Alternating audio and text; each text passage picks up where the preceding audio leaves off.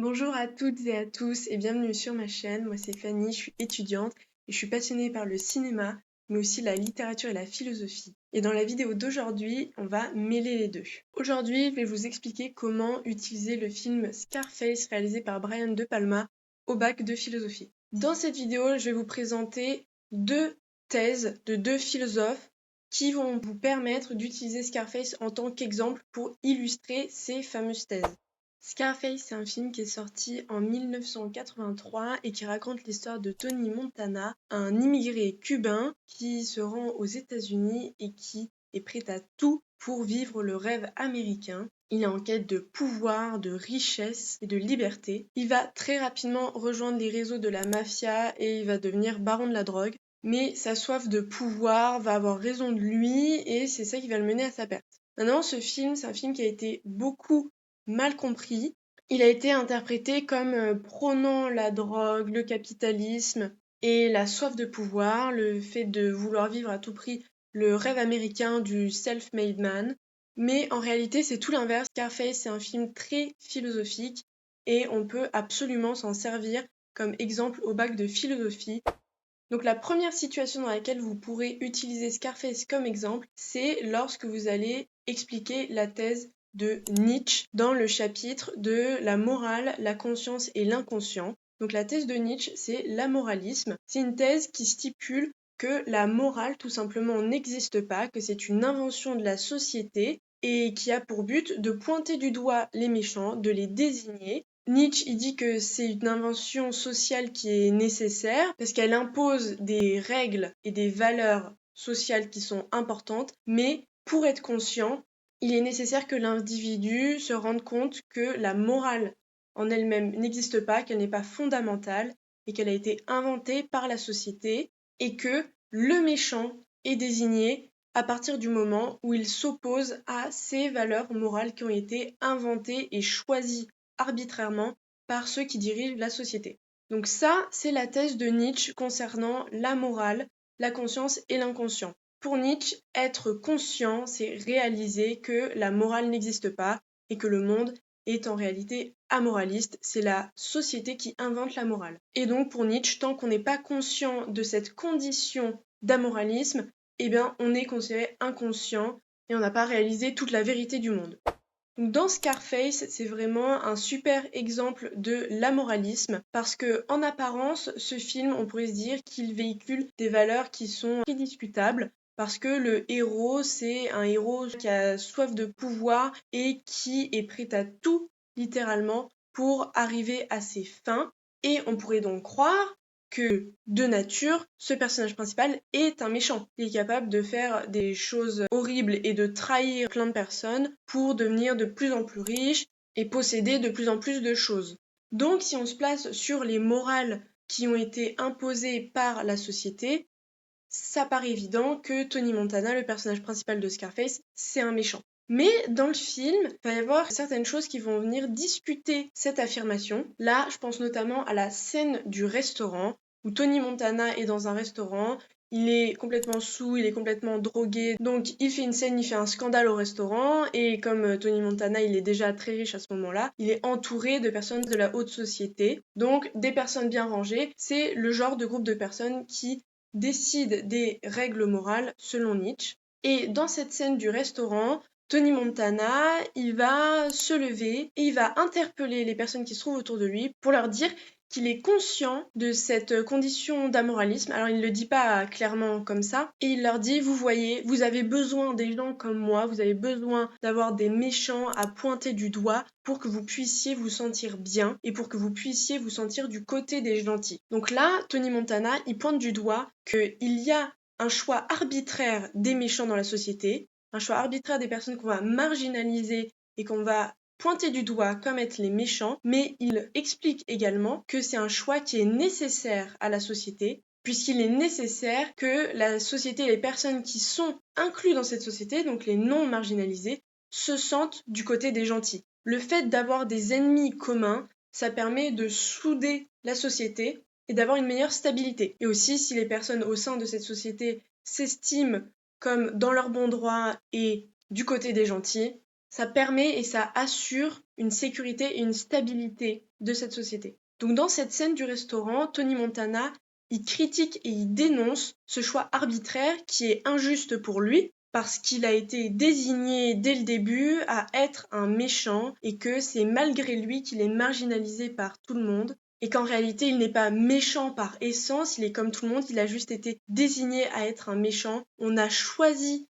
pour lui-même sa condition et en faisant cette affirmation, en faisant cette déclaration, c'est comme ça qu'il devient conscient de sa condition d'humain et de la condition amoraliste du monde. Et ça a pour conséquence qu'il y aurait une forme de déterminisme qui est choisi par la société. C'est un déterminisme qui serait forcé, qui n'obéirait pas à des lois universelles et prévisibles, comme le dirait par exemple la thèse de Spinoza concernant le déterminisme et la conscience et l'inconscient. Donc ça, la thèse de Spinoza, c'est une thèse différente qui va pouvoir s'opposer à celle de Nietzsche. Et donc ici, dans le cas de Nietzsche, ce serait un déterminisme qui est perverti par la société et qui est imposé aux individus par la société selon s'ils sont opposés à ces valeurs ou pas. Et donc cela dépend forcément des valeurs en question choisies par la société. Donc Tony Montana, dans cette scène du restaurant, quand il pointe du doigt, quand il dénonce ceci, il ressent aussi une grande injustice parce que pour lui c'est injuste que lui soit pointé du doigt comme le méchant et que personne d'autre dans ce restaurant soit pointé du doigt comme le méchant. Parce que tout dépend du point de vue, tout dépend selon les valeurs morales qu'on choisit d'étudier. Selon les valeurs qu'on choisit, on pourrait très bien trouver que toutes les personnes de cette salle de restaurant sont des personnes méchantes. Il suffit de changer de point de vue et de changer de normes sociales et de valeurs morales qu'on impose à notre société. Donc c'est ça qui montre que tout ça c'est variable et c'est ça qui illustre bien la thèse de l'amoralisme de Nietzsche. Donc ce qu'il faut bien retenir, c'est que Scarface, sorti en 1983 et réalisé par Brian De Palma, illustre bien la thèse de l'amoralisme de Nietzsche, puisque le personnage principal, Tony Montana, se retrouve marginalisé et pointé du doigt comme le méchant selon des critères inventés de morale par la société. Maintenant, il y a un mais. Là, c'est plus dans la partie de la réponse critique par rapport à cette thèse. Tony Montana, avec cette prise de conscience de cette condition d'amoralisme qui est très injuste envers lui puisque c'est lui qui est désigné pour être marginalisé, et bien ça va lui donner envie d'avoir une liberté encore plus totale et de s'auto-déterminer, de se libérer de cette morale forcée, et donc il va vouloir avoir un autodéterminisme beaucoup plus important et c'est ça qui va le mener à sa perte. Et donc c'est quelque chose qui lui crée beaucoup de souffrance et qui va le mener à beaucoup de souffrance. Le fait de prendre cette conscience, d'avoir cette prise de conscience, c'est pas forcément bénéfique, c'est pas forcément quelque chose de bien au final et donc quel en serait l'intérêt. Également, on peut utiliser Scarface pour parler de la thèse Dobbs concernant le contrat social. Donc là, on est dans le chapitre de l'État. Concernant la guerre et l'État, la thèse Dobbs et le contrat social. Alors il y a plusieurs philosophes qui ont des thèses de contrat social et ce qui diffère, c'est leur explication du contrat social, c'est leur contrat social qui diffère.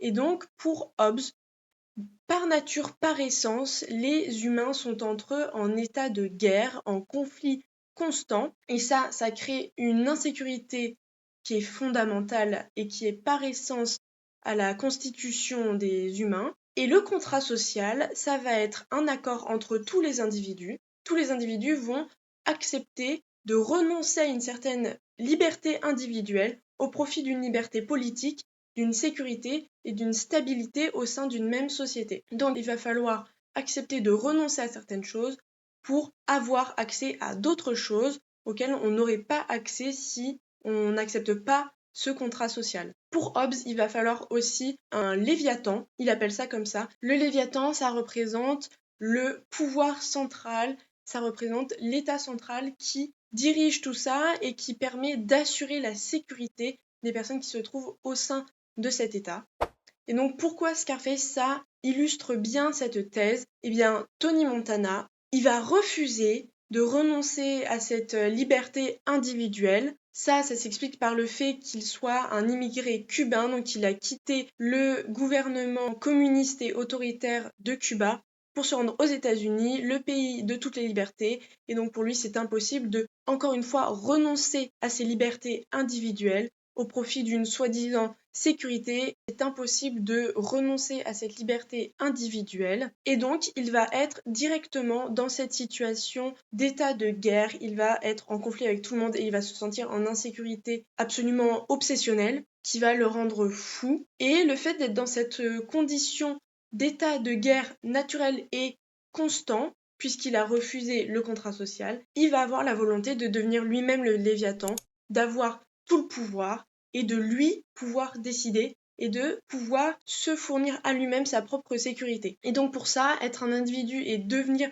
le Léviathan, c'est très compliqué. Tony Montana, il va pas réussir. Et cet état de guerre, au final, ça va le mener à sa perte parce qu'il n'aura pas réussi à s'assurer sa propre sécurité. Et de toute façon, ce sentiment d'insécurité permanent, ça le rend fou et ça rend sa vie impossible. Et le fait d'être en conflit permanent et en état de guerre, forcément, ça l'isole et ça le marginalise. Donc ça montre tout ce qui peut se passer de mal si l'individu n'accepte pas le dit contrat social énoncé par Hobbes et si l'individu rejette le Léviathan, donc l'état principal et l'état politique qui assure la sécurité, eh bien l'individu ne va pas pouvoir s'assurer sa propre sécurité. Donc ce qu'il faut bien retenir, c'est que le film Scarface, sorti en 1983 et réalisé par Brian De Palma, illustre bien la thèse d'Hobbes concernant le contrat social, car Tony Montana se retrouve dans l'état naturel qui est un état de guerre et de conflit avec les autres, car il refuse le contrat social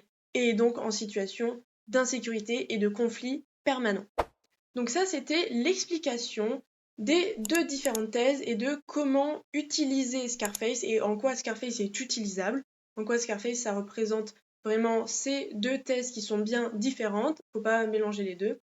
Dans votre dissertation, si vous avez une partie sur Nietzsche et l'amoralisme et que ça correspond bien à votre sujet, utilisez Scarface et moi ce que je conseille c'est d'expliquer très succinctement l'histoire du film, mais d'un côté est-ce que ça soit pertinent, pas besoin de raconter des choses sur la vie de Tony Montana dont on s'en fiche et qui n'aurait pas de sens par rapport au côté amoralisme et au côté philosophique de ce qu'on veut expliquer. Donc très succinctement on explique ce que c'est le film et on avance les 1, 2, 3 arguments qui permettent de prouver que Scarface, ça illustre bien l'amoralisme et qui permettent au correcteur, au lecteur de bien comprendre et de bien voir si vous avez compris cette thèse de l'amoralisme et ce film, et donc cet exemple culturel. Et ça va être la même chose si vous faites ça, si vous utilisez Scarface pour la thèse d'Hobbes concernant le contrat social. Et ce qui est bien important, c'est que à la fin de votre partie, où vous expliquez votre exemple culturel, il faut faire une phrase de synthèse parce que vous aurez expliqué des choses, ça prend du temps d'expliquer ça. Comme je vous ai dit, il vaut mieux faire